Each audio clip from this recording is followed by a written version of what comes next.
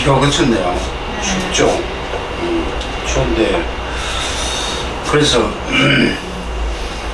오늘 학부모님들 뭐 이게 상당히 관심이 많아서 많이 올 거라고 생각했는데 의외로 별로 안 오시네요. 그래서 오늘 그냥 작은 강의실에서 이렇게 설명을 하자 이렇게 되고 뭐 대부분 맞벌이 하시는 분이 많아가지고 어저께 저한테 그냥 그 카톡으로 좀 풀어주면 안 되느냐 그래갖고 두 분은 풀었는데 그 서울대감이 하나가 나오네요. 금연이. 서울대감이 하나가 보이더라고요. 그래서 상당히 기분이 좋았어요. 그래서 뭐 오늘 제가 설명드릴 부분은 뭐 사주명리를 믿고 안 믿고 간에 이게 이제 그 학문으로서 접근을 하려고 합니다. 원래 이제 이 사주라는 말은 주는 이 기둥주자예요, 그죠? 기둥주자를 얘기하는데 이게 태어난 연월 일시가 있잖아요, 그죠? 그래서 이 연월 일시를 하나의 기둥이라고 얘기하죠. 그래서 4개의 기둥이라는 뜻이에요. 그 다음에 이 기둥을 중심으로 해가지고 천간이 있고 지지가 있어요. 전문 용어인데 천간 지지. 올해가 무슨 해요? 개묘년이죠. 개묘할 때 개자가 천간을 얘기해요. 그 다음에 이제 묘자가 지지가 되는 거죠. 그래서 천간 지지가 이렇게 배합이 되면 8글자가 배합이 되죠. 그래서 우리가 팔자라고 그래요. 사주팔자라고 얘기하죠. 그래서 이 사주팔자에 대한 이야기는 며칠 밤새고 해도 다 못합니다. 아무튼 그래서 여기 이제 옛글을 하나 제가 옮겨놨는데 연월일시 기유정 부생 공자망이다. 그죠? 정우쌤은 알시겠네. 풀이해놨죠. 연월일시가 이미 정해져 있는데 뜬구름 같은 삶은 사는 인생들이 그걸 모르고 공존이 스스로 바쁘기만 하다. 이건 이 말 들으면 뭐예요? 운명론이다, 그렇죠? 운명론. 이거 숙명론이라 그러죠. 그럼 정해져 있다는 얘기잖아요. 정해져 있다. 한편으로는 맞는 것도 같아요. 왜냐하면 어떤 사람은 참 성실하고 부지런하고 열심히 사는데 뭔가 안 돼. 그죠? 그 다음에 우리가 태어나는 순간 보면은 참 희한한 게 이 계층차가 있잖아요. 이게 다 이게 뭐 공부하는데도 계층차가 있고 사는데도 계층차가 있고 특히 자본주의 사회에서 돈이 중요한데 돈에도 천천만 번. 그러니까 그러면 뭐 기독교에서 말씀하는 예수님의 사랑이다. 그러면 애당초 태어날 때부터 지금 똑같이 이렇게 만들어주지 왜 이제 그런 부분이 문제제기가 될 수도 있다는 거죠. 근데 어쨌든 이게 운명론이다, 숙명론을 제가 오늘 얘기하고자 하는 건 절대 안 해요. 그러니까 운명론이나 숙명론이 아니냐 얘기를 좀 하고 싶고요. 그래서 우리 옛날 어르신들이 이런 이야기 했잖아요. 팔자인가 보다 하고 사는 거지 뭐. 그죠? 팔자가 그 다음에 사주팔자가 그렇다는데 어떻게 하겠어? 팔자가 셋을 그렇다. 이게 사주팔자의 참 하나의 긍정적인 역할입니다. 왜냐? 받아들이잖아요. 그러니까 우리가 인간이 제일 이 정신병이 생기고 막 이렇게 자살을 하고 이러는 게 저는 어떻게 보느냐. 내려놓고 받아들이지 못하면 이런 현상이 생기는 거예요. 그러니까 이게 사주팔자의 긍정적인 역할입니다. 그죠. 그래서 이제 사주팔자가 팔자인 것보다 이게 저는 이렇게 생각해요. 이게 우리 어머님 아버님들이 이런 생각을 갖고 사셨다는 얘기죠. 그러면 이걸 부인한다? 부인하면 자기 어머님, 아버님, 부모님을 부인하는 거예요. 자기 조상을 부인하는 거예요. 그래서 나는 참 이 명리가요, 이게 참 이게 어미가 퇴색되고 이런 게 개인적으로는 저는 너무 안타까워요. 너무 안타깝고 그렇습니다. 자, 니는 그러면 명리학을 어떻게 접근을 했느냐 이야기를 좀 드려야 되는데, 제가 여기 고등학교가 부산 동고 출신이에요. 그래서 이제 동고 출신들이 여기 울산에, 우리 울산에 부산 동고 동문회가 있는데, 부산 동고 동문회가 500명이 넘습니다. 500명이 넘고, 그 이제 선두주자가 누구냐면 김기현이죠. 김기현이가 우리 부산 동고 동문회 만들고 뭐 이래가지고, 그건 뭐 다 이 정치니까, 정치인이 뭐 이렇게 한 부분이고. 근데 제가 이제 동고 동문회, 울산 동문회 나가다가 어느 날인가 한 10몇 년 전이죠. 울산 동문회 회장하던 후배 어머님이 돌아가셨어요. 그래갖고 이제 장지가 어딨냐면, 이제 장례식장이 부산 영락원. 그리고 부산 영락원에 제가 이제 가갖고 이제 하룻밤 같이 있어주는 게 도리겠다 생각해갖고 내가 부산 영락원을 갔어요. 영락원에 가갖고 이제 이제 우리 동기들하고 뭐 후배들하고 이제 쭉 이제 같이 모여 있다가, 내가 이제 그날도 비가 왔어요. 비가 오는 날인데 담배를 피워야 되겠다고 흡연장으로 밖에 나가고 담배를 피우고 있는데, 어떤 전혀 처음 보는 애가 이렇게 따라오더만, 선배님 뭐 이렇게 불 좀 주십시오 이래갖고, 그래갖고 이제 담배불을 붙여주고 이러다가 그 친구가 이제 한참 내하고 옆에 앉아 있다가 갑자기 묻는 거예요. 형님 이러면서. 그래, 왜? 그러니까 혹시 형님 생년월일시를 아시느냐 이러더라고. 어떤 그런 같은 소리죠. 그래갖고 내가 뭐라고 그러니까 그냥 뭐 재미삼아 보려고요. 그러더라고. 그래서 내가 이제 알고 있었거든요. 그래서 이제 생년월일시를 이야기해 줬어. 그러니까 이 친구가 주머니에서 조그마한 이 메모지 같은 그거 만세력이라는 거예요. 그 당시에는 아직까지 이제 휴대폰에 앱이 없었기 때문에 만세력을 꺼내도만 한참 이렇게 뭐 적고 뭐 이랬었더라고. 그러고 난 뒤에 내가 어떻게 살았다는 얘기를 하는 거예요, 이 친구가. 그걸 보고 나 좀 피가 차고. 그래서 내가 그 친구 보고, 야, 너 내 뒷조사 했냐? 동문회 뭐 이렇게 뒷조사 했냐? 뭐. 심지어는 이 친구가 내려보고 그랬냐면, 이렇게 포항대철인데요? 뭐 이런 얘기 하더라고. 직장이, 옛날 직장.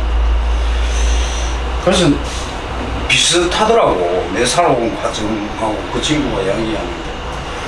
그래갖고, 이게 뭐지? 이러고 있는데, 그래 이제 명함을 또 끊으면서 주더라고. 그래서 형님 한번 시간 있으면 한번 놀러 오십시오 이러면서 주더라고. 그래서 이제 명함 딱 보니까 박청화야. 그래서 이제 청화학술원 대표 일어났더라고. 그래서 이제 그것도 처음 만남이 끝났어요. 그러고 난 뒤에 집에 와갖고 검색을 해보니 박청화를 검색을 해봤다. 검색을 해보니까 이게 뭐 우리나라 현대 명리학의 최고 뭐 어쩌고저쩌고 뭐 이런 이야기, 뭐 책도 쓴 게 뭐 엄청 많고 뭐 이런 이 자식 대단한 놈이네 이러면서 이제 한번 찾아가야 되겠다고 생각을 해갖고, 그래서 내가 시간이 날길래 한번 찾아봤어요. 그 어디냐면 청학술원이 사직 야구장 바로 옆에 바로 입구에 사직 야구장이 있으면 바로 요 큰 사거리에 그 10층짜리 빌딩이 하나가 있어요. 거기에 4층, 5층을 쓰고 있더라고. 거기서 이제 동양학 인터넷 강의도 하고 있고, 뭐 이렇게 이제 그 사주명리 이제 손님도 거기서 받고 있고, 이렇게 하더라고. 그래서 이제 그 친구 만나려면 예약하고 6개월을 기다려야 돼. 그래서 나는 그냥 전화 한 통하니까, 오십시오 이러더라고. 그래서 내가 가서 만났어요. 그래 만나가지고, 그래서 이제 뭐 공짜로 그냥 평생 사주를 한번 봐주겠다라면서. 그래 이제 중화는 이 감정서를 써줘요. 그러니까 이 감정서를 무려 한 5페이지, 6페이지를 써줘요. 5페이지, 6페이지를 써주는데, 그 옆에 그 직원이 있어요. 여자애들이. 2명이 청와가 얘기하면 그거 다 컴퓨터에서 받아서 쓰는 거, 받아치는 거. 그래갖고 이제, 보고 난 뒤에 내가 청와한테 물어봤어요. 야, 청아야, 이 공부를 하면은 이렇게 뭐 이런 것들이 다 이렇게 풀이가 되느냐. 그러니까. 형, 가능합니다. 그러더라고. 그러니까, 그럼 이 공부하려면 뭐부터 시작해야 되냐. 그러니까.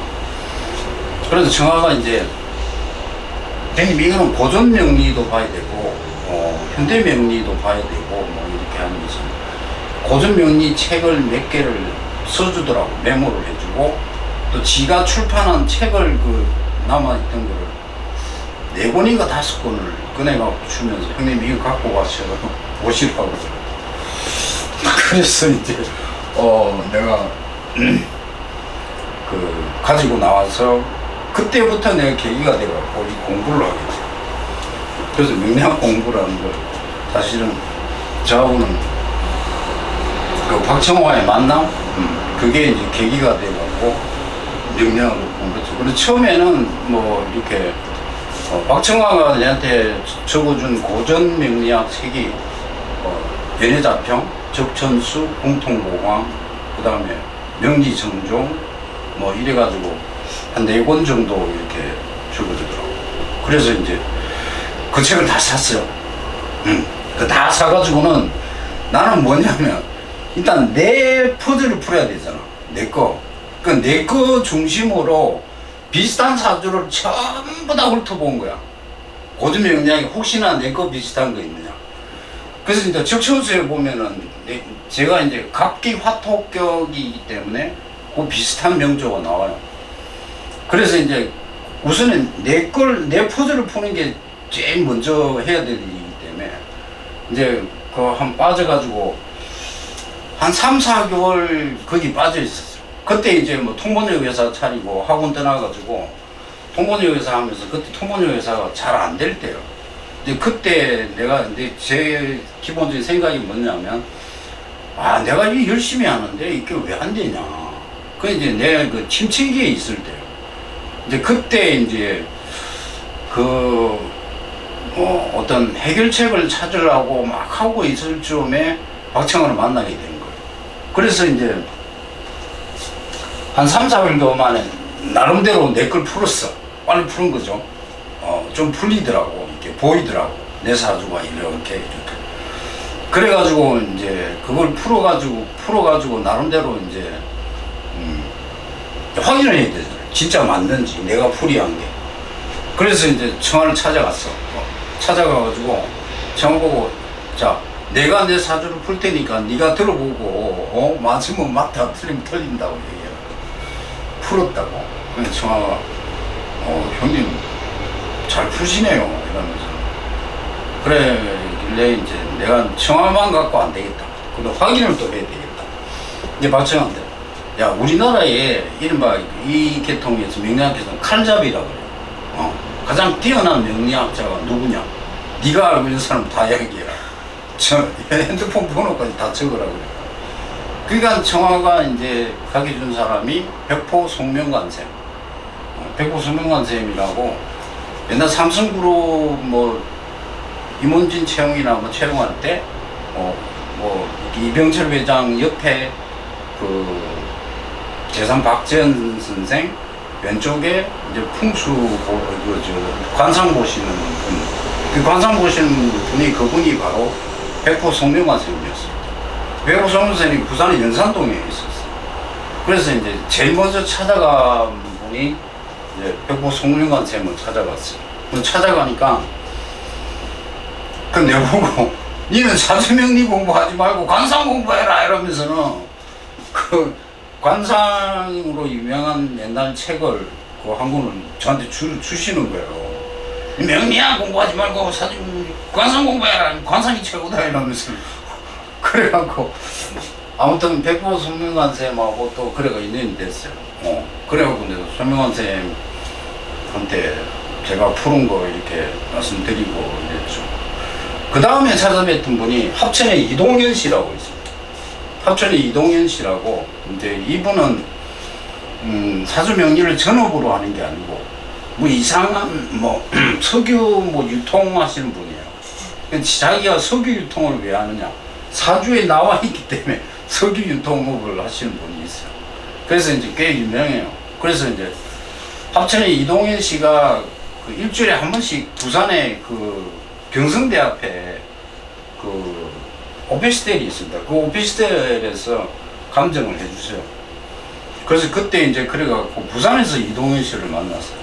그 이동현 씨 만나가지고 몇 가지 묻고, 또 서울에 한 분 있는데 이분은 제가 직접 뵙지는 못했고 그냥 지금만 문의만 했어요. 그러니까 이제 전화로 이제 상담을 좀 한 경우가 있고, 그래서 이제 저와 명리학의 만남이 사실은 시작이 됐다고 보면 되죠. 그래서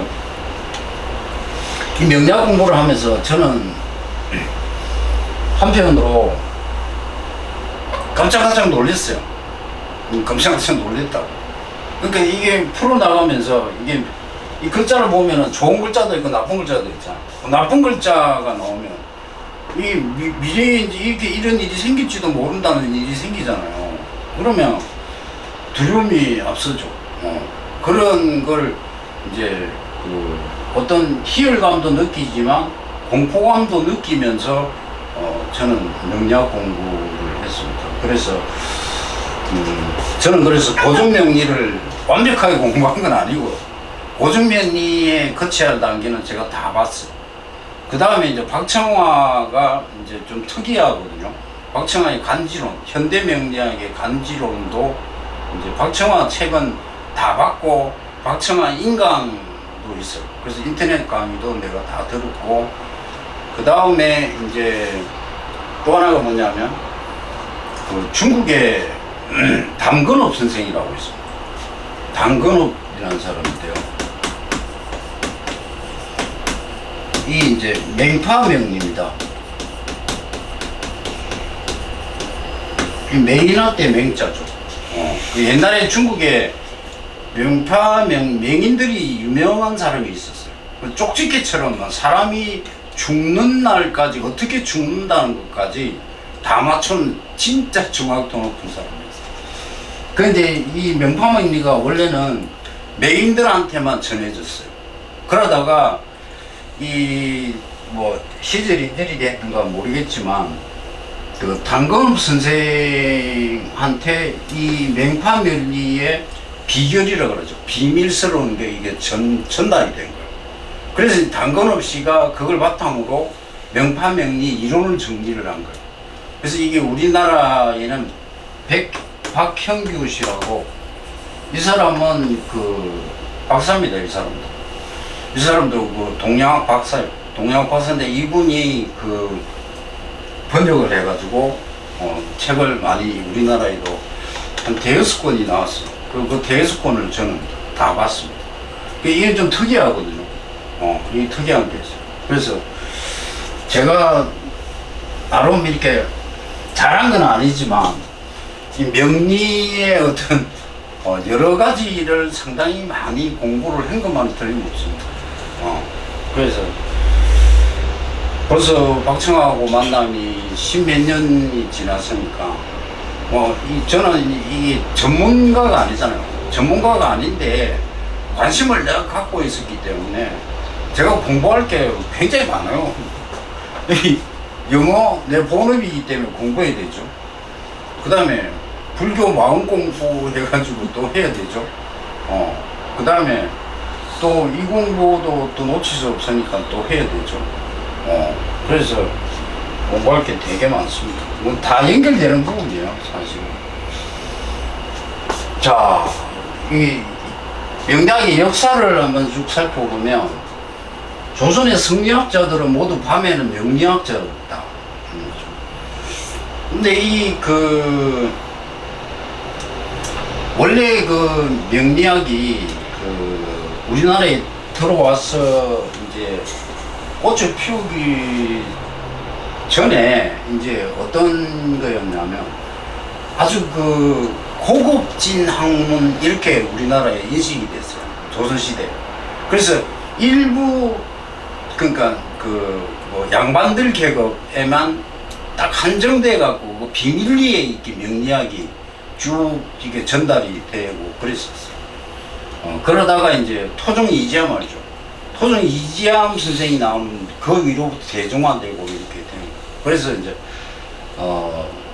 원래 조선의 조선시대 성리학자들이 얘들이 유학자들이잖아요. 그죠? 얘들이 유학자들이고 낮에는 다 성리학자였고 밤에는 명리 공부를 한 거예요. 이 사람들. 그래서 그 명리학자이기도 합니다. 대부분이. 그래서 명리학을 모르면은 조선시대 출세하기 힘들었어요. 근데 이제 명리학이 공적인 영역으로 들어오게 되죠. 그걸 어디에 나오느냐면 조선의 경국대전 아시죠? 이게 세조 때 시작해갖고 성종 때 마무리된 법전입니다. 그죠? 경국대전에 보면 여기에 보면은 작과라는 과거 시험이 있었어요. 이 작과에 이제 이게 명리하고 많지는 않지만 1년에 한 2명 정도 선발했다더라고요. 이 사람들이 하는 역할이 뭐냐 그러면 왕의 사주도 보는 거고, 그 다음에 뭐 왕의 입퇴일이라든가, 그 다음에 이제 왕족들 결혼할 때 궁합 보고, 그 다음에 왕이 또 지시하는 대관들의 사주를 이제 봐주는 거예요. 그래서 원래 왕의 사주는 옛날에 1급 비밀이었어요. 1급 비밀. 왜냐하면 사주팔자 지리들 것처럼 여러분 함부로 이렇게 제시하시면 안 됩니다. 왜냐하면 그 속에 모든 정보가 다 담겨 있습니다. 그걸 풀어내기만 하면 되거든요. 그러니까 풀어내면 특히 왕의 사주 같은 경우는 왕의 어떤 건강에 이상이 있고 어느 타임에 얘가 죽을 것이다. 여기까지 다 알거든요. 공부 제대로 한 사람은. 그렇기 때문에 이게 1급 비밀이었다. 그래서 그렇습니다. 그 다음에 이판사판이라는 말이 있죠. 이 이판이라는 말은 우리가 성리할 때 이게 이자를 쓰는 거죠. 그죠? 사는 그냥 일반 사자를, 이사자를 쓰는데, 판단은 판단이라는 뜻이죠. 판은. 그죠? 그래서 이판이라는 말은 이성적으로 판단한다는 거예요. 이성적인 판단이고, 사판은 뭐냐면 실용적인 측면, 현실적인 판단을 한다는 거예요. 그래서 이판사판이라는 말은 이판이 뭐냐면 이게 명리학적인 판단이죠. 이것도 하고 그 다음에 현실적인 판단도 다 했다. 볼 거 다 봤다 이 말이에요. 그래서 생긴 말이 이게 이판사판이라는 거죠. 명리적인 어떤 뭐 주역적인 뭐 이런 것도 참고했고 현실적인 것도 참고했다. 그러니까 볼 거 다 봤다 이 말이죠. 그런 뜻이죠. 운출기삼이라는 말이 있는데 이 운이 7이고 기가 3이다 이 말이죠. 그러니까 이게 운빨이 있어야 된다 그런 얘기인데, 옛날 사업적으로 성공한 사람들이 다 공통적으로 하는 얘기가 뭐냐면, 사업적으로 성공하기 위한 첫 번째의 엘리먼트 요소가 뭐냐면, 첫 번째 자기 능력이 있어야 된다. 맞죠? 두 번째 거론하는 게 운이 있어야 된다. 그 다음 세 번째가 판단력. 그러니까 이 운빨을 진짜로 무시 못 하거든요. 그러니까 이 운이 7이고 기라는 말은 자기의 의지를 얘기하죠. 자기의 의지가 3밖에 안 되는 거예요. 그러니까 이 이야기도 뭐냐면 아까 그 이야기가 연결되는 부분인데, 운명론 또는 숙명론과 또 깊은 관계가 있는 거죠. 그래서 이 운명론 아까 전에도 제가 숙명론, 운명론이라는 얘기를 했는데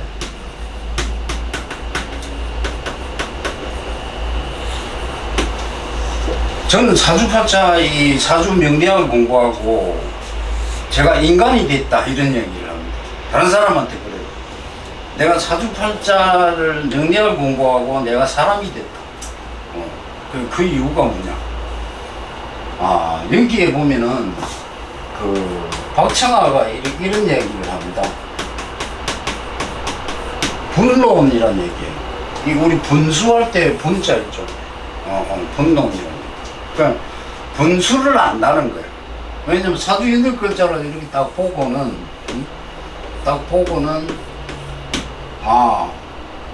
이 사람이 올라가면 어디까지 가겠다. 이 사람이 재물을 취하면 어디까지 가겠다. 사실 이게 다 이 정답이라고 한다면 이게 정답이라고 한다면 그러면 자기의 분수를 알 거 아니에요. 내가 요 단계까지 가야 되겠다. 그러면 사람이 행복해지죠. 쓸데없는 욕심을 안 부린다는 거예요. 쓸데없는 욕심. 이게 불론이에요. 나는 운명론을 이렇게 보거든요. 이렇게. 그러니까 쉽게 이야기하면 시체말로 이 주제를 알아라 이 말이죠. 그러니까 자기 주제를 딱 알고 나면은 거기 맞춰 살면 되는 거예요. 그러고 이 분론에 보면 이게요, 사람이 이게 행복론하고 이게 연결이 되는 거잖아요. 그러니까 사주명리 상담을 받아가지고 내가 어떤 방향으로 삶을 살면 좋겠습니까? 이런 거죠. 예를 들면 청아가 이제 상담을 하면서 어떤 사람이 있었냐면 붕어빵 있죠. 큰 시장통에 붕어빵에서 이게 붕어빵만 계속 몇십 년 동안 붕어빵만 판 사람이에요. 근데 그 붕어빵을 팔아가지고 자식들 대학 다 보낸 거예요. 자식들. 그동안에 이렇게 가게 얻어갖고 하시던 사장님은 전부 다 사라져 버렸어요. 다 사라져 버렸어요. 그러면 누가 행복합니까? 그 붕어빵 장사한 사람이 행복한 사람이에요. 이게 박청아 이야기하는 불론이에요. 왜냐면 그 사람 사주를 보면 절대 자기가 무슨 가게를 얻어서 하면 안 됩니다. 왜? 이 사주의 인성이라는 게 있어요. 이게 쉽게 얘기하면 뭡니까? 문서운이죠. 문서운. 문서운이 없는 거야. 사주에. 글자에 없는 거는 취하지 말라는 거예요. 그래서 이 사람이 박청아 이야기를 듣고 붕어빵 장사 억수 잘 됐대요. 근데 가게를 얻어서 하지 않은 거야. 그게 자기 분수를 지킨 거야. 그래서 이 사람은 거의 20년 동안 꾸준하게 해가지고 애들 집 사고 다 했다고 그러잖아. 그러니까, 그래서 이런 게 불론입니다. 그래서 저도 사주명리학을 공부하고 나서는 내 그릇을 알게 됐다는 거죠. 내 크기가 얼마다. 그러니까 그러면 어떻게 돼? 내려놓게 되죠. 내려놓으면 사람은 다 행복합니다. 왜냐하면 우리가 불교에는 삼독이라는 게 있죠. 탐진치. 욕심 때문에 우리가 인간이 불행한 거예요. 근데 명리학을 공부하고 난 뒤에 내가 인간이 됐다. 나 쓸데없는 욕심을 부리지 않는다. 그러고 이제 제가 잘 되던 학원을 접고 통번점 회사로 가갖고 한 10년 동안 고생을 하고 있을 때 이 명리학을 만난 거예요. 그래서 이제 청아하고 백보 성명환 선생님 내보고 뭐랬냐면 너 왜 학원으로 안 갔느냐고. 내가 한 번씩 만나러 가면 맨날 그 말씀을 하셨다고. 너는 학원에서 살아야 된다. 학원. 교육사업을 해야지.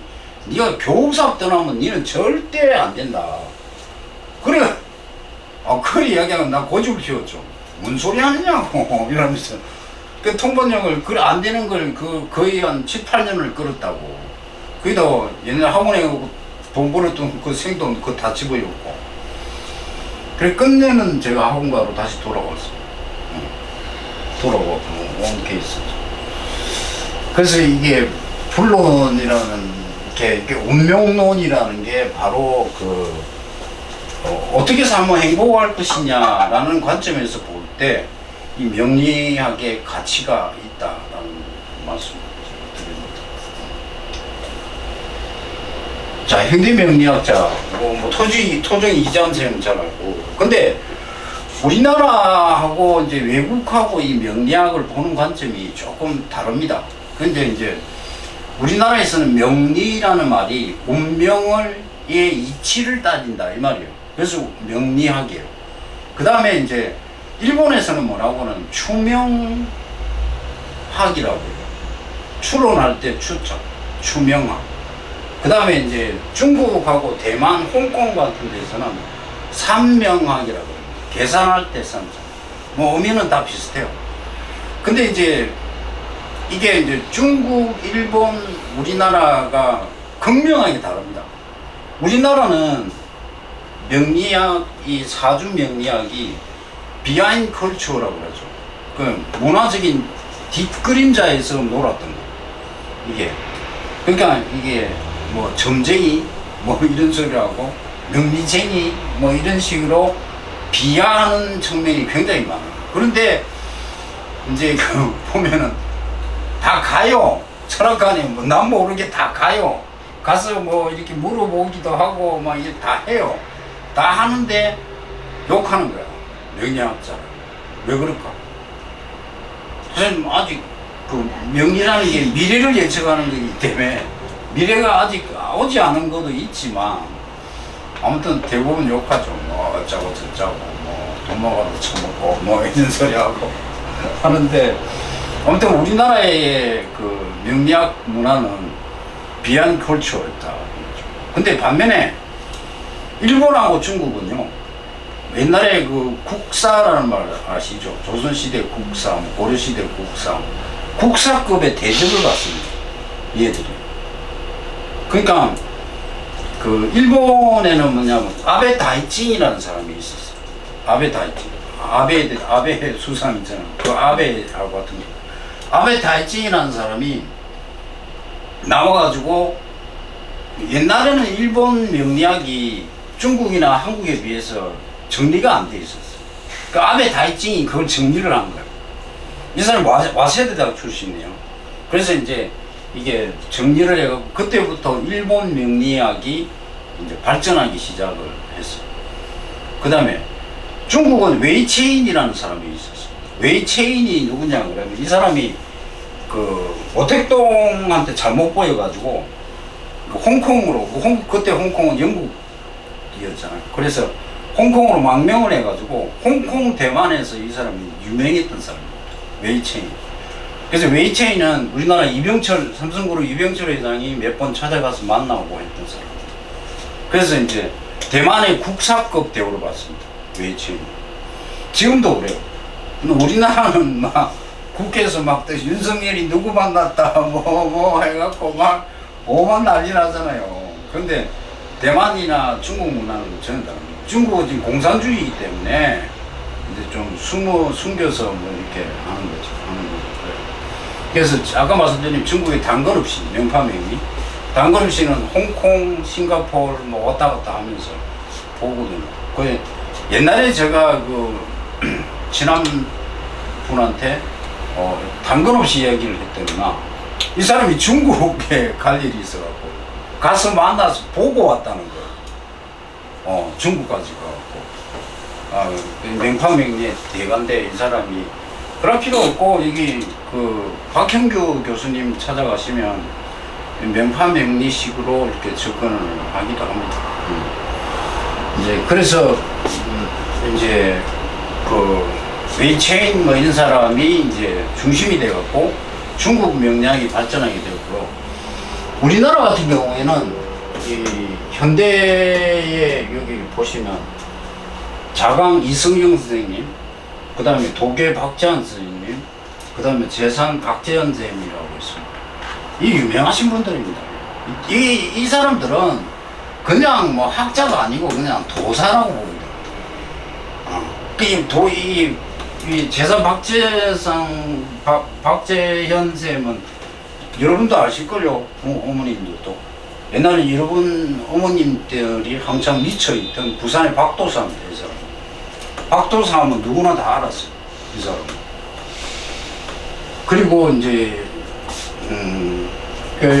이거 자강 이성영 선생님은 이분은 이제 우리 현대에서 이제 돌아가신 순서가 요렇거든요.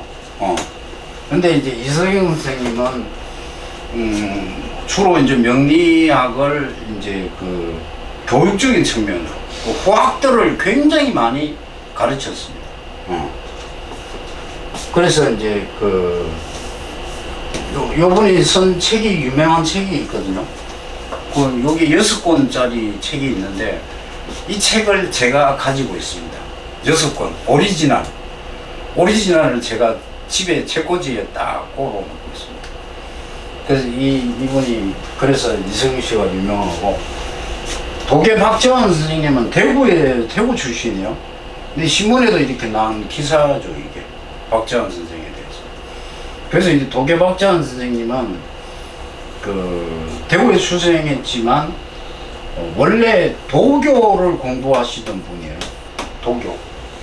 도교에서 이제 도사들이 나오는 곳이 대부분이 도교입니다. 유불선이라는 말 아시죠? 유교, 불교, 선이라는 게 이게 도교를 얘기하는 거예요. 그래서 이제 도교 공부를 하시다가 하신 분인데, 그 도계 박재환 선생님이 옛날에 누구와 인연이 있었냐면 누굽니까? 12.12 사태. 전두환 일파들.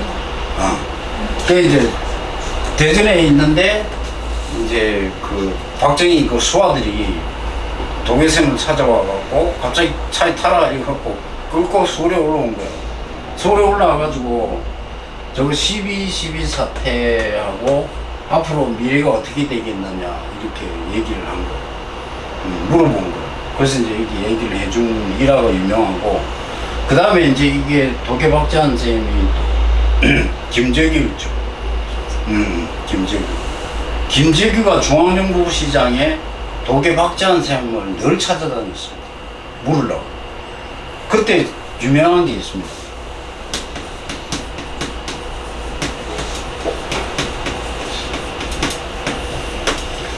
이 도계 박재환 선생님이 김재규한테 한, 도계 박재환 쌤은 원래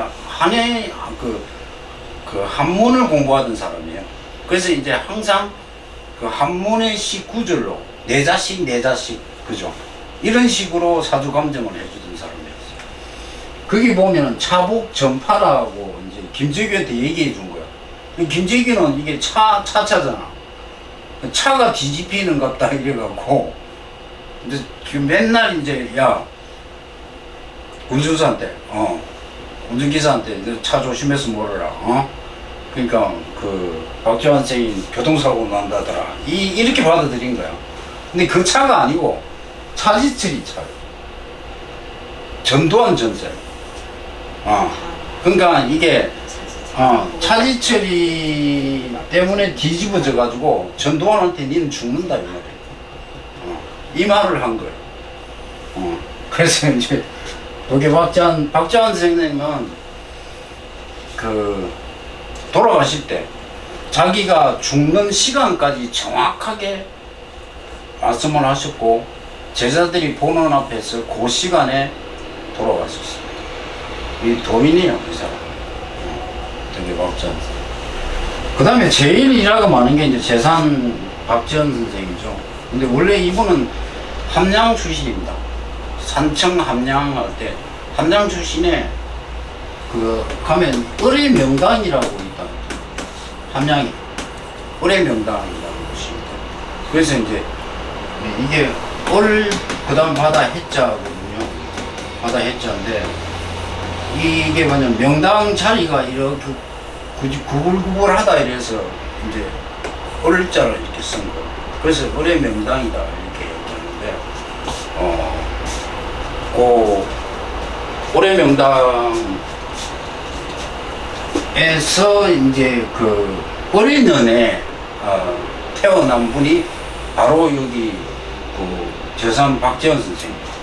재산 박재원 선생이 그래서 올해 명당의 기운을 갖고 태어났다 이래가지고, 근데 실제로 이분이 돌아가실 때 올해 명당에 저수지가 있었어요. 그 저수지를 이렇게 메우려고 공사가 생겨가지고 메우려고 포크레인 사고로 이렇게 몇 번 떠는 순간에 재산 선생이 돌아가셨다라는 얘기도 있어요. 그래서 이제 이 박도사는 정말 그 뭡니까 그 여러 가지 일화가 굉장히 많아요, 그죠? 그래서 처음에 박정희하고 만남이 박도사가 이 천재급이었어.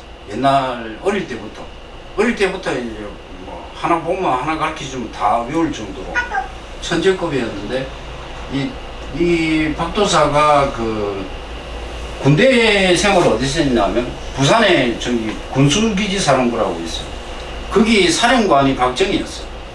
근데 이 쫄병이 이제 박재산인데 박재산이가 그때 처음 박정희를 만나갖고 사주를 봐준 거예요. 그래 뭐라고 했냐? 당신은 제왕의 사주다. 왕이 될 사주다. 그래서 박정희하고 그때부터 친하게 지냈대요.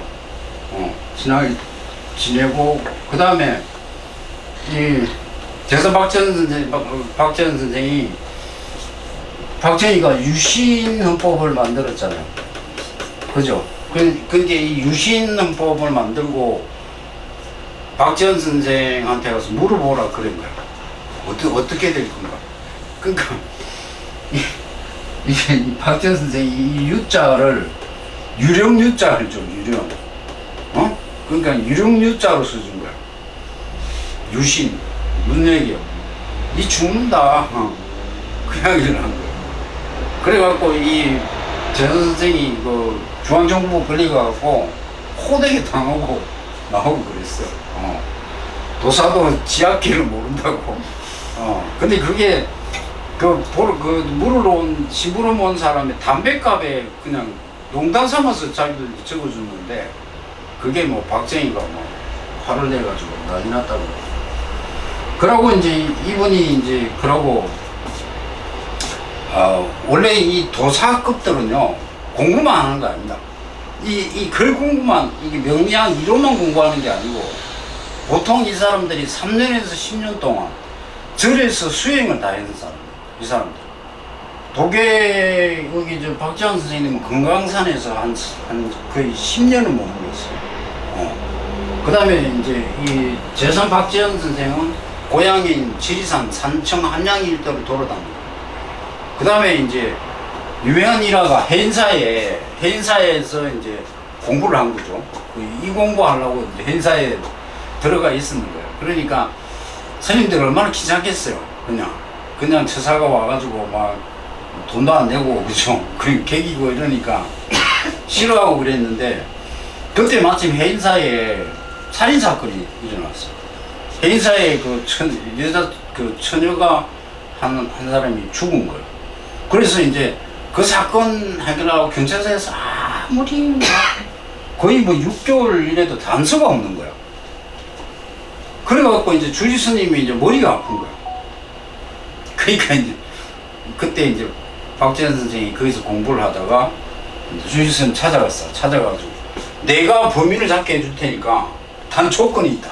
뭐냐면 여기 총 보시는 스님이 내한테 삼배를 해야 된다. 이러면서 이제 조건을 내걸은 거야. 그러니까 주지 스님이 지금 머리 아픈데 이게 해결해야 되잖아. 그러니까 좋다 그런 거야. 그래갖고 이제 뭐라고 했냐면 이 식구를 써줬는데 목자 탱천, 목자 지행이다 이렇게 써준 거야. 목이 들어가는 성씨가 뭡니까? 우리나라에 박씨하고 이씨밖에 없어요. 그래서 여러분 이 우리나라 도사급은 항상요 이 박씨를 주목해야 됩니다. 그래서 우리가 미륵불이라는 얘기 있잖아요. 미륵불이 박씨가 미륵불이 될 가능성이 많다고 이게 en간 정감록이 나와요. 그래서 이시면서 이제 목자탱천이니까 나무를 다루는 사람, 목공이야. 그래서 절에서 그때 공사가 있었는데, 그래서 그 목공이 범인을 경찰이 잡았죠. 잡아가지고 그때부터 이제 박제는 되게 유명하게 된 거죠. 스님들보다 더 뛰어난 사람이 되니까. 그래갖고 포항제철 그 박태준 회장이 직접 찾아오고 그랬어요. 그래서 포항제철 박태준 회장이 보고 뭐랬냐면, 와, 살아있는 토중 이지함이다 그랬어요. 그 정도로 신통한 사람입니다. 이 사람이 그래서 그 이병철이 만나가지고, 이병철이가 도움을 많이 받았기 때문에 부산에 빌딩을 하나 사줬어요. 사주고, 이 사람이 삼성그룹 모든 결정하는데 다 관여하고 이렇게 하고. 근데 지금도 큰 기업체 일부는요, 유명한 명리학자들의 컨설팅을 받습니다. 다 받습니다. 그래서 이제 그런 게 있죠.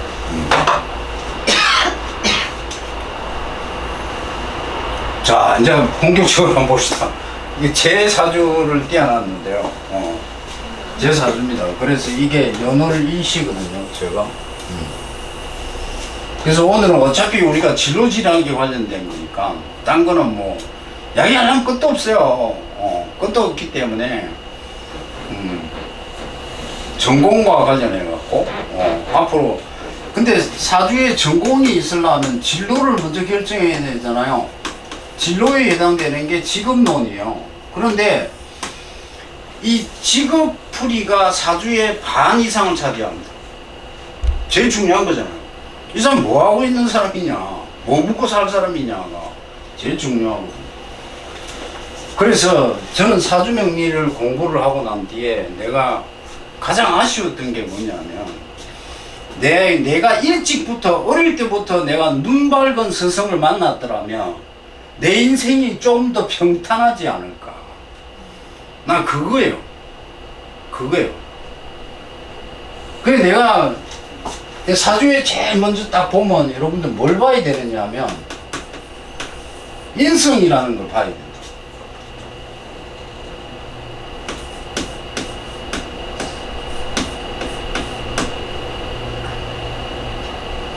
우리가 사주의 오행 중에서 수가 목을 생하고요, 그 다음에 목이 화를 생하고요, 화가 금을 생하고, 극하죠.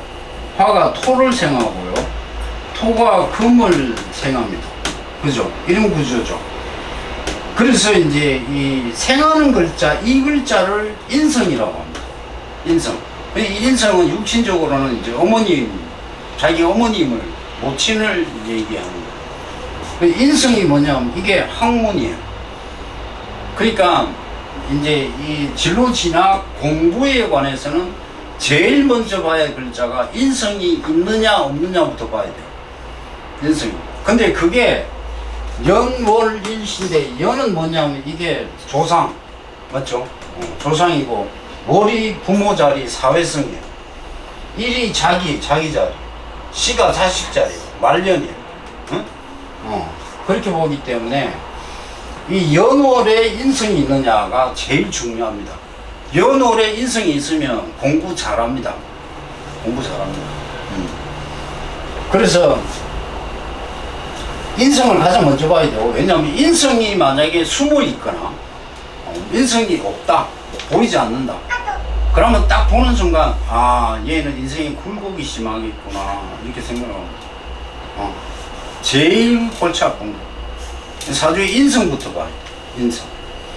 그 다음에 봐야 되는 게 뭐냐면 재관이죠. 재는 뭐냐면 이게 재물. 관은 자기 직장, 명예. 그래서 육신적으로 재는 남자한테는 남편, 자기 배우자. 관은 여자한테는 관이 자기 배우자입니다. 그러니까 여자는 뭐니 해도 관이 잘생기고 이래야 돼요. 관이 핵심이에요. 그래서 이제 제가 그 전공이 영어잖아요. 그죠? 영어인데 왜 영어냐? 우선에 영어를 전공을 보기 전에 뭐 하는 직업을 뭘 선택해서 이 사람이 먹고 살 것이 이게 진로의 개념, 이게 큰 개념이잖아요. 이거부터 잡히고 그 다음에 전공이 나와야 된다고. 그래야 되는데 우리 통계를 보면 자기 대학 전공하고 직업하고는 관련성이 10%밖에 없어요. 그 자기 전공 그대로 가지고 자기 직장 생활하는 사람 10%밖에 안 되는 거예요. 그래서 관련성이 없다는 얘기인데, 아무튼 그래서 이제 제일 처음에 저를 보면은 이게 월지라고 하죠. 여기 축, 이 소조, 이 축이란 글자가 참 애매모호한 글자예요. 이 속에 이게 잡다란 게 다 들어가 있어. 근데 축은 뭐냐면 이게 수기운이 있고 금기운도 있고 토기운도 있어. 근데 중요한 거는 뭐냐면 자축이란 말을 하죠. 자축, 인묘, 진사오미 이런 거잖아요. 자축은 계절로 얘기하면 겨울이에요. 겨울. 이게 겨울의 토인데 여기 이 축토는 수와 금의 기운이 굉장히 강합니다. 그래서 어떤 사람은 이 축을 수라고 보여. 수. 자에서 넘어왔기 때문에. 그래서 이제 이 내가 일간이 자기거든요. 갑목이야. 갑이라는 말은 뭐야? 이거 갑을 병정할 때 시작이 갑부터 시작하잖아. 그러니까 이 우두머리, 리드, 뭐 이런 게 갑이에요. 그래서 이제 갑목 큰 나무죠. 큰 나무가 이 겨울에 태어났다 이 말이죠. 그러면 이제 계절적으로 보시면 돼요. 사전은 간단하게. 큰 나무가 겨울에 태어났으면 물이 필요할까요? 따뜻한 태양이 필요하고 화가 필요하고 화가 필요하죠. 이게 반가운 글자라. 근데 이쪽 보면 사화, 이게 화거든요. 근데 이 시에 있어. 그죠? 그럼 시에 있다는 이야기는 늦게 쓴다. 말년에 끝까지 갈 것이다. 이런 얘기요. 그래서 이제 사화가 있으니까 이 사화를 보니까 반가운 거야. 이걸 따라가는 거야. 따라가는 거야. 이게 이제 육신적으로 따집니다. 간목의 사화는 식신이라는 거예요. 식신은 뭐냐면 교육, 필설, 예능입니다.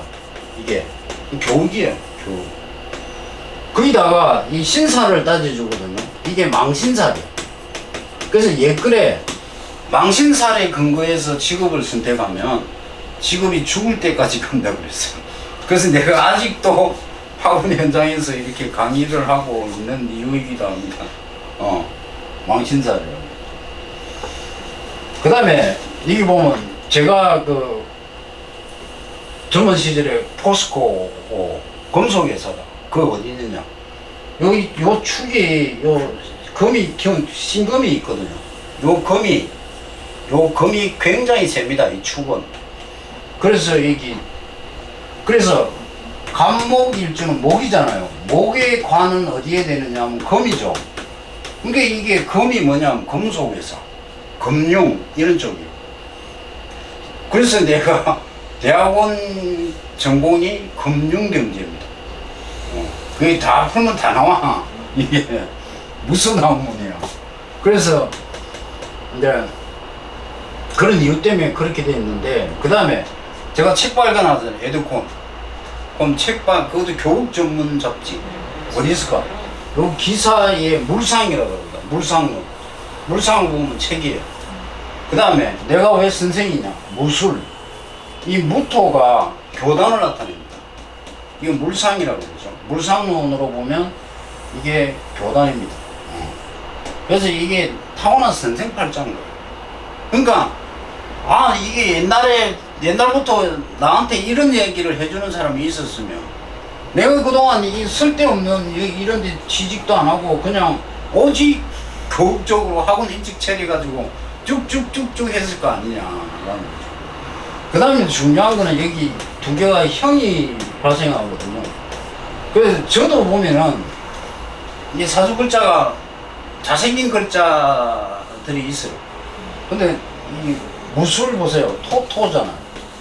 토끼리 뭉쳐있죠. 그 다음에 얼축도 이게 잘생긴 글자예요. 가비는 목은 목이었죠. 기사도 화생토 해갖고 이게 잘생긴 글자예요. 근데 한때 이런 이야기 하더라고. 중요한 게 수라고 그랬잖아요. 수만 있었으면 이게 장관급 사주다 그래요. 이게 수가 없으니까 이렇게 됩니다. 그러니까 이게 문재인이 사주 좀 이따가 보여드리겠습니다. 문재인이도 똑같은 저하고 축월생이에요. 문재인이도 이게 인성은 있는데 관이 숨어 있는 거야. 근데 대통령이 됐잖아. 그 운빨 때문에 그래. 문재인이 그때 그 당시 대통령 될 때 운이 금운이 아위로 바지저고리를 입고 있어. 경신 이렇게 왔다고. 이렇게. 그래갖고 운빨로 된 거죠. 아무튼 제 걸 봤고요. 그래서 제가 이제 그러면 왜 영어 전공이냐, 그 다음에 왜 한국 외대냐, 이거는 이제 여러 가지를 봐야 되는데, 그러니까 사주를 볼 때 볼 게 한두 가지가 아니에요. 정확도를 높이기 위해서는 제일 먼저 음양을 봐야 됩니다. 음이냐 양이냐. 그러니까 음이냐 양이냐를 봐야 되고, 그러니까 이렇게 남자한테는 음의 기운이 많아야 복이 있습니다. 그 인복이 있다는 말이죠. 그 다음에 여자한테는 양의 기운이 많아야 돼요. 그래야 인복이 있어요. 음양을 제일 먼저 보고, 그 다음 격국을 봐야 되고, 용신을 봐야 되고, 그 다음에 이제는 오행을 보죠. 오행, 육친론, 그 다음에 간지론, 이제 박정화가 얘기하는 간지론도 보고, 그 다음에 신살론. 신살론이 뭐냐면 무당들 막 역마살, 망신살 하는 거 있잖아요. 그것도 이제 현대적으로 바꾸어서 봐야 됩니다. 그래서 제가 이 망신살이 있다 이래갖고, 아, 저 사람 망신당하겠네, 이걸 의미하는 게 아니에요. 다른 의미까지입니다. 그러니까 이제 여자들이 원래 저 망신살이 맞기는 맞는데, 원래 여자들이 연애사가 발생하면 망신살운에 연애사가 발생합니다. 왜냐? 옷을 털어내고 해야 되는 순간이 오기 때문에. 그래서 망신살. 그래서 그 다음에 이렇게 사주 원국이 제일 중요하고요. 사주 원국을 보고 나면 여기 밑에 이게 1, 11 이게 있죠. 이게 대운이라는 거죠. 대운은 10년마다 한 번씩 오는데, 이 천간지지 5년씩으로 나누어 봐야 됩니다. 정확합니다. 5년씩 이렇게 끊어서 봐야 됩니다. 그래서 제가 지금 신대운에 내년부터 바뀌는 타임이죠. 전환점에 와 있습니다. 상당히 기대되는 대운입니다. 어떻게 되려는가는 또 봐야 되겠죠. 자, 이거는 우리 성태훈 대표인데요. 이 사람이 서울대라는 거 여러분 다 아시잖아요. 왜 서울대일까를 내가 보여드리기 위해서 성 대표 사주를 봤습니다. 요거 핵심이 요거요. 정미. 그러니까 이게 일간이 경금이니까, 여기는 화죠, 그죠? 경금의 화가 뭐야? 이게 관성이다 이 말이죠. 그죠? 관성이요. 그러니까 관은 이렇게 천간에 있는 게 좋아요. 왜냐하면 누구나 아는 게 하늘에 떠 있다는 거죠. 누구나 다 보면 보이잖아요. 그게 관이다는 거죠. 그 다음에 미가 뭐냐 그러면 이게 인성이죠. 관인 소통이 꽝 돼 있죠. 이라면 서울대입니다.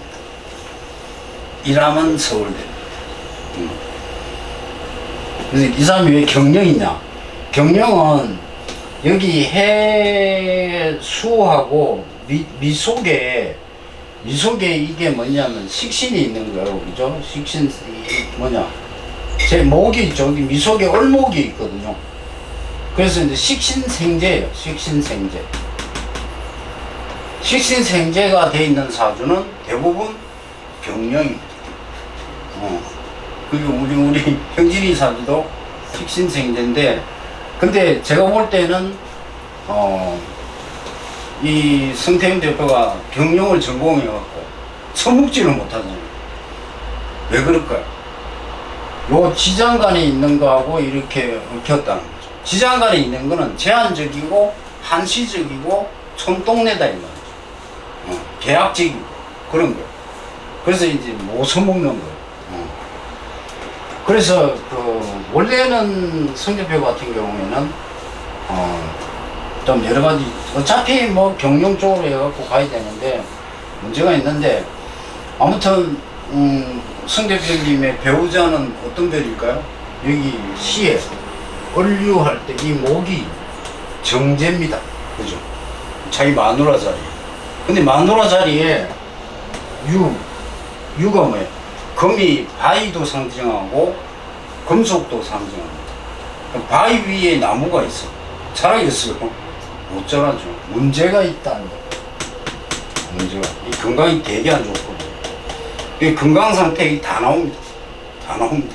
이게 1급 정도라니까. 이거 해독을 못하지, 대부분은. 그래서 이거 함부로 사주를 드러내면 안 돼요. 믿을 만한 사람한테만 그걸 뭡니까 이렇게 이용해갖고 나쁜 짓 할 사람한테 절대로 이렇게 드러내시면 큰일 납니다. 그렇죠? 그래 이제 이 제가 말씀드린 관인 소통, 이 바로 이게 서울대감의 상징입니다. 그래서 이제 다찬이 어머니, 다찬이 뭐야? 태어난 시가, 태어난 생년일시 알아요? 뭐 생년일시 내가 아는데 기축생이에요. 기축생입니다. 다찬이 일주가 개수예요. 그럼 보이십니까? 토가 관이잖아요. 그 다음에 축속에 여기 보면은 뭐가 있어요? 금이 강하다 그랬죠. 금이 이게 인성이에요. 관인소통이 널려있다. 이 서울대가. 이 서울대가. 이거랑 이거랑 비교해보세요. 똑같잖아. 응? 이 서울대가.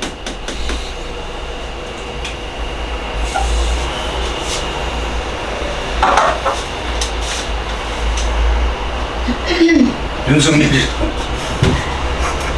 대학만 보려고. 왜냐, 보세요. 윤석열이가 여기 경검일주예요. 경검일주에 태어난 시를 잘 봐야 돼요. 병술이에요. 그죠? 병술. 그러면 이게 뭐예요? 이게 관이다 이 말이죠. 술은 뭐냐? 인성이다 이 말이죠. 관인소통. 그죠? 왜 법학이냐? 볼까요? 여기 술토가, 여기 무토가 뭐야? 이게 인성이잖아. 맞죠? 이 인성이 월지에 딱 앉아 있는 거야. 월지에 앉는 게 제일 중요한 글자예요. 이 공부 잘한다 이 말이잖아. 근데 관인소통은 시에 있잖아. 그러면 사법고시 늦게 된 이유가 여기 있는 거야. 시에 있는 거는 늦게 쓴다는 거야. 늦게 써. 그 늦게 대통령 되고. 그렇게 돼 있죠. 그 다음에 이제 이 사람이 왜 해필이면 법학이냐? 법학이냐는 여러 가지를 갖고 이렇게 판단을 합니다. 법학이 예를 들면 이 지지의 글자가 묘, 유, 술, 세자 중에 두 자가 있으면 이 의학 쪽에 관련이 있다 이렇게 얘기해요. 사주 첩경이라는 이성영 쌤의 책 속에 그런 게 나와요. 근데 그 다음에 여기 이게 병술, 그 다음에 요 두 개가 백호대살, 괴강살입니다. 원래가요 평범한 사람, 뛰어난 사람 차이가 뭐냐, 사주가 이렇게 목화토금수가 다 있는 사람 좋을 것 같죠? 절대 평범합니다. 원래 진짜 사람이 특이한 사람은요 기울어져 있습니다. 사주가 편중되어 있어요. 한쪽으로 다 기울어져 있어요. 다찬이가 음팔통입니다. 음팔통. 음으로만 8글자가 다 음이야. 이 사람 없어. 누가 있느냐? 노무현 대통령. 음팔통. 음팔통. 대단한 놈이에요, 이거. 음팔통. 그래서 이제 여기 이 백호대살, 괴강살이 있어요. 그 다음에 다찬이도 백호대살, 괴강살이 있거든. 이게 잘 보이는 아이들, 사진 받은 아이들.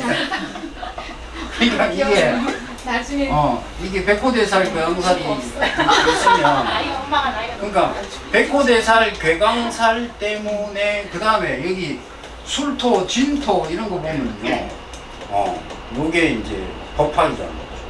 법학. 그래서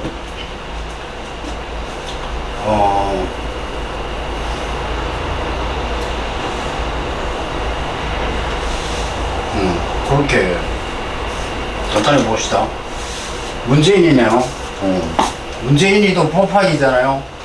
근데 서울대 아니죠. 근데 서울대 아닌 이유를 제가 설명하려고. 지금 이제 그 윤석열이는 서울대라는 게 드러났죠. 아까 저 성태훈이랑 똑같이 다 관인 소통이 이렇게 되어 있더라고요. 근데 이게 문재인이는 경희대 법대잖아요. 이 축소계에 관이 있는 거예요. 인성은 여기 있어요. 이 인성이 월에 있잖아. 연월에 인성이 있으면 공부 잘하는 놈입니다. 그것만 딱 보면 알아요. 이 공부 잘했던 놈이에요. 근데 이 사람은 왜 경희대냐? 여기 관이 여기 지지에 떠 있는 거야. 관은 우리 밝아갖고 이렇게 올라와 있어야 돼. 그래서 이 경희대 법대.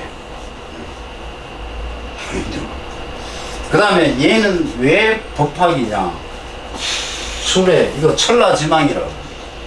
천라지망살 때문에 얘는 의학 아니면 법학이에요. 그러니까 의학과 법학은 같이 간다고 보시면 됩니다. 항상. 그러니까 법학 쪽으로 가는 친구도 있고 의학 쪽으로 가는데 둘 중에 하나를 선택해요. 원래가 둘은 다 관련이 있습니다. 자, 오늘 제가 대충 드리고자 하는 말씀은 좀 드린 것 같고요. 그래서 그 중요한 거는 지금 일반적인 얘기가 아니고 우리 애가 어떨까가 제일 궁금하잖아요. 그죠? 그거 보러 오셨죠? 네. 그러니까 좀 이따가 바로 그 상담 좀 하고 하도록 하겠습니다. 오늘 설명을 마치도록 하겠습니다. 감사합니다.